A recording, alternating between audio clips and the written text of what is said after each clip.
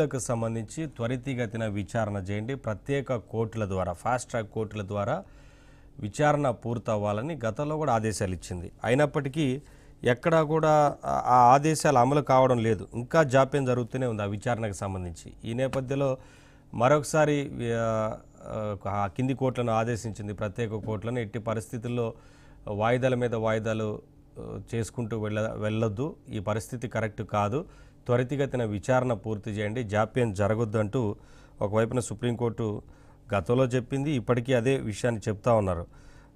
తాజాగా 3 ఏళ్లకు పైగా పెండింగ్లో ఉన్న ఎంపీలు అలాగే ఎమ్మెల్యేలకు సంబంధించిన కేసులపైన మొత్తంగా ప్రత్యేక కోర్టులు రోజువారీగా విచారించేలా ఆదేశాలు ఇవ్వాలంటూ హన్సారియా ఒకవైపున ఆదేశాలు ఇవ్వాలన్నారు. మరొకవైపున ఏంటంటే సీనియర్ కౌన్సిల్ విజయ్ హన్సారియా అయినా ఈ కేసులకు సంబంధించి ఇలా ప్రజాప్రతినిధుల కేసులు సుదీర్ఘకాలం పాటు విచారణ జరిగితే అది ప్రజాస్వామ్యానికి మచ్చలాంటిది అంటూ వ్యాఖ్యానించారు. అందుకనే త్వరితగతిన పూర్తి చేసి అలాగే శిక్షలకు సంబంధించి ఖరారు చేయాలని, అలాగే పోటీ చేయకుండా తీసుకోవాల్సిన నిర్ణయాలకు సంబంధించి కూడా త్వరితగతిన ఆదేశాలు ఉంటే బాగుంటుంది అనేది వారు చెప్పిన మాట. దీనిపైన మరి ఎందుకు అసలు ఆలస్యం జరుగుతూ ఉన్నాయి? దర్యాప్తు సంస్థలు ఆలస్యం చేస్తూ ఉన్నాయా? అసలు ఎక్కడ ఆలస్యం జరుగుతోంది? ఎందుకు సంవత్సరాల పాటు అసలు 3 ఏళ్ల కాలానికి సంబంధించి ఉన్న కేసులు పెండింగ్నే విచారణను త్వరితగతిన పూర్తి చేయాలి ఆదేశాలు ఇవ్వాలంటూ అడిగారంటే దశాబ్దం పైగా పెండింగ్లో ఉన్న కేసులు కూడా ఉన్నాయి.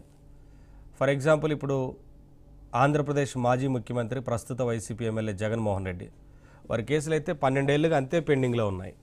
ఎంతోమంది పిటిషన్లు వేశారు, విచారణ పూర్తి చేయండి, లేదంటే బెయిల్ని రద్దు చేయండి, కోర్టుకు పెద్ద ఎత్తున వాయిదాలకు కూడా హాజరవ్వటం లేదు. వేలల్లో వాయిదాలకి హాజరవ్వకపోయినా అసలు అరెస్ట్ వారెంట్ ఇవ్వకపోవడం ఇవన్నీ ఉన్నాయి. మరి ఇంకా అసలు ఎక్కడ కూడా సిబిఐ పెద్దగా ముందుకు వెళ్ళింది లేదు విచారణలో. ఇవన్నీ ఉన్న నేపథ్యంలో మరి 3 ఏళ్ల కేసులకు సంబంధించే ఇవాళ ఆదేశాలు ఇస్తుంటే ఇన్నేళ్లుగా ఈ కేసులు పెండింగ్లో ఉన్న నేపథ్యంలో మరి ఎంత సీరియస్గా తీసుకుంటాయి ప్రత్యేక కోర్టులు, అలాగే సిబిఐ ఎలా ముందుకు వెళ్తుంది అనేది కొంత ప్రశ్నగా ఉంది. వీటన్నిటికి సంబంధించి వాటి డిబేట్లో మాట్లాడదాం. డిబేట్లో